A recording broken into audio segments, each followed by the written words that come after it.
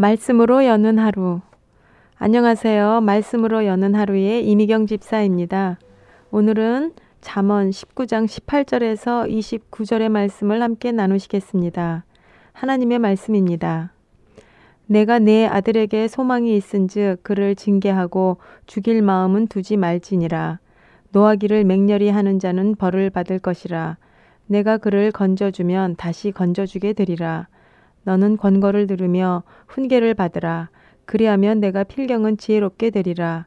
사람의 마음에는 많은 계획이 있어도 오직 여호와의 뜻이 완전히 서리라. 사람은 그 인자함으로 남에게 사모함을 받느니라. 가난한 자는 거짓말하는 자보다 나으니라. 여호와를 경외하는 것은 사람으로 생명에 이르게 하는 것이라. 경외하는 자는 족하게 지내고 재앙을 만나지 아니하느니라. 게으른 자는 그 손을 그릇에 넣고도 입으로 올리기를 괴로워하느니라. 거만한 자를 때리라. 그리하면 어리석은 자도 경성하리라. 명철한 자를 견책하라. 그리하면 그가 지식을 얻으리라.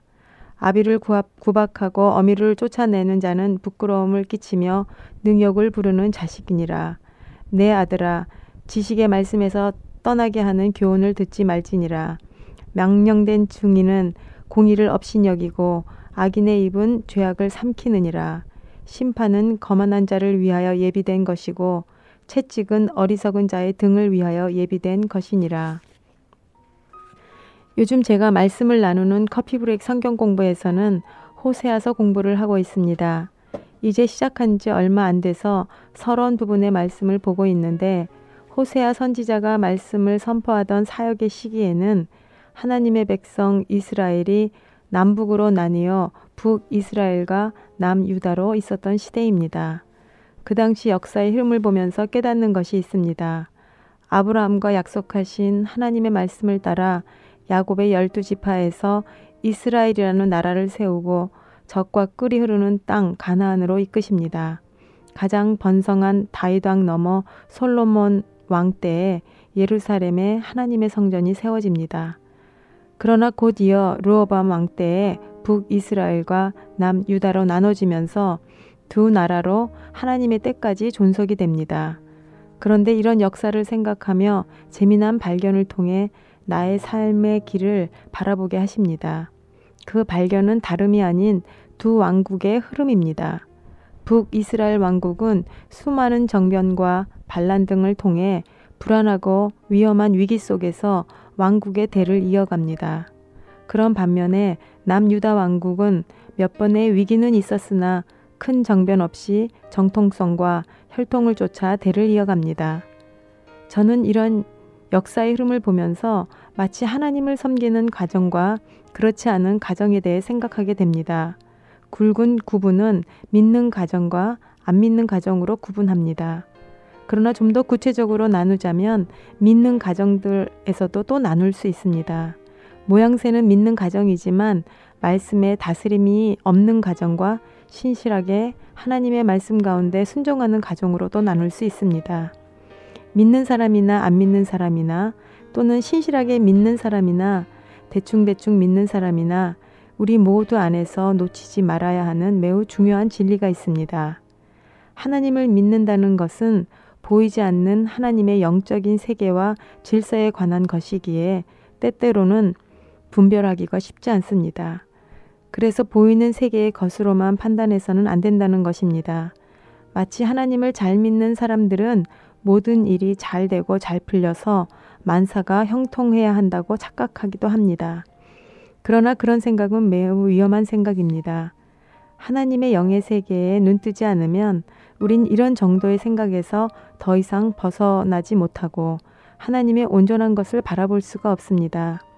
하나님을 믿는 사람이나 안 믿는 사람이나 하나님께서 주신 세상의 환경과 여건은 다 평등합니다. 사람마다 타고난 재능과 성품에 따라 이 땅에서 누리는 몫은 각양각색으로 다양합니다.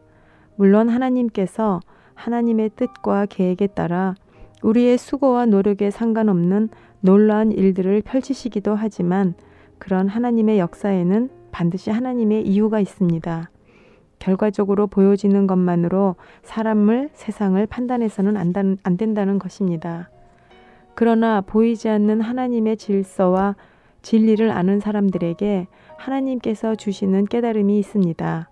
남유다 왕국과 북이스라엘 왕국의 역사를 생각하면 분명 하나님의 질서와 안정된 보호하심과 언약의 증거들이 보입니다. 그렇듯 신실하게 하나님을 믿는 가정이나 사람에게 하나님이 함께 하심에 대한 은혜와 안식과 평강이 분명히 있습니다. 저는 오늘 말씀 18절을 묵상하며 믿는 부모로서 자녀들의 삶에 마땅히 붙들어야 할 가장 중요한 기준을 발견합니다. 개역 한글의 말씀입니다. 내가 내 아들에게 소망이 있은즉 그를 징계하고 죽일 마음을 두지 말지니라. 옛 번역이라 무슨 말씀인지 잘 이해가 안 돼서 요즘 새로운 우리말 번역의 말씀으로 찾아서 보았더니 훨씬 이해가 쉽습니다. 내 아들을 훈계할 때 소망이 있다. 그러나 아들이 괴로워 죽겠다고 할 때까지는 하지 마라.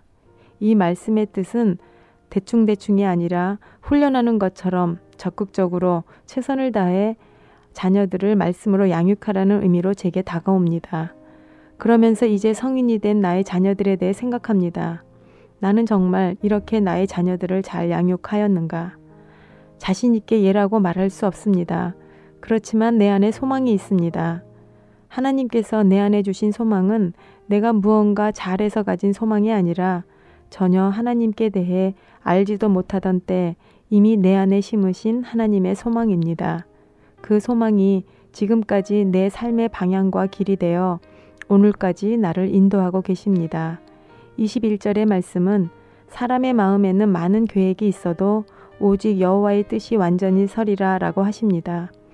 어쩌면 우리는 우리 스스로 계획을 세우고 하나님께 그 계획대로 이루어지게 해달라고 기도합니다.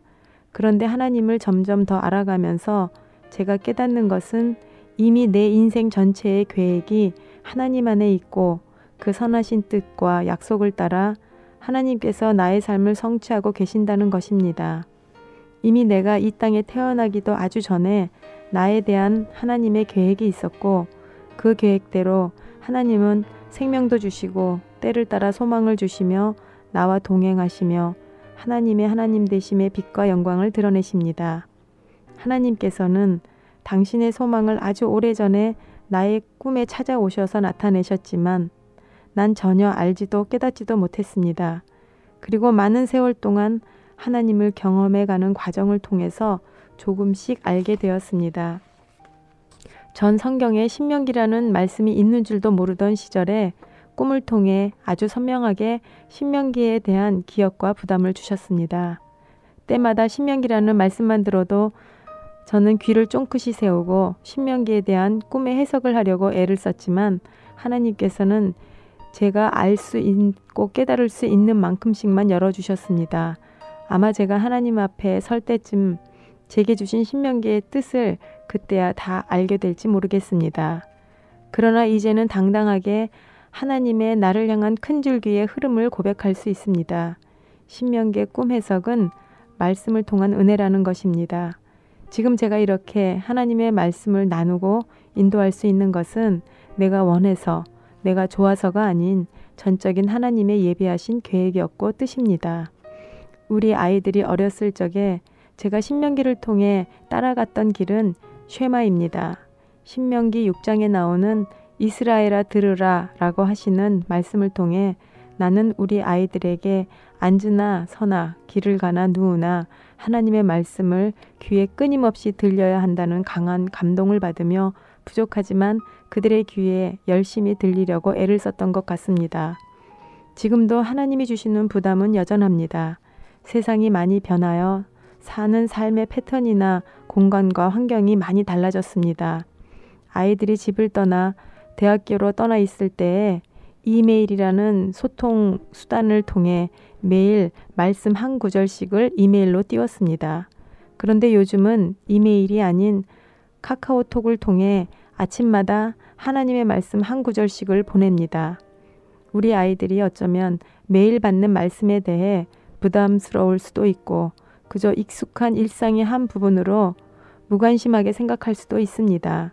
전 우리 아이들이 날마다 말씀을 받고 어떤 반응을 하는지에 대해 미리 생각하지 않습니다. 내가 할 부분은 그저 말씀을 보내는 역할까지이고 그 말씀을 통해 은혜를 받든지 안 받든지에 대해서는 하나님의 영역임을 알기에 나는 나의 몫으로만 감사할 뿐입니다. 분명히 각각 우리 아이들에 대한 하나님의 계획이 있고 하나님께서는 당신의 뜻에 따라 반드시 이루실 줄을 믿습니다. 난 부모로서 하나님께서 나에게 주신 길을 따라 순종하는 것이고 우리 아이들은 그들 나름대로의 하나님과의 관계를 통해 하나님의 하나님 되심의 빛과 영광을 드러낼 것입니다. 이런 인생 전체의 흐름과 방향을 생각하니 신실하신 하나님을 통한 참 안식과 평강이 내 안에 흐릅니다. 살아계신 하나님의 역사 가운데 지금 내가 어떤 한 몫을 책임지고 있다는 것이 너무 기쁘고 감사한 하루입니다. 하나님 아버지 감사합니다. 나에게 말씀을 주시고 말씀을 통해 하나님의 긍휼하심을 입은 자녀가 되게 하심이 이 감사의 계절에 진심으로 다시 한번 감사를 올려드립니다. 지금까지 이미경 집사였습니다. 감사합니다.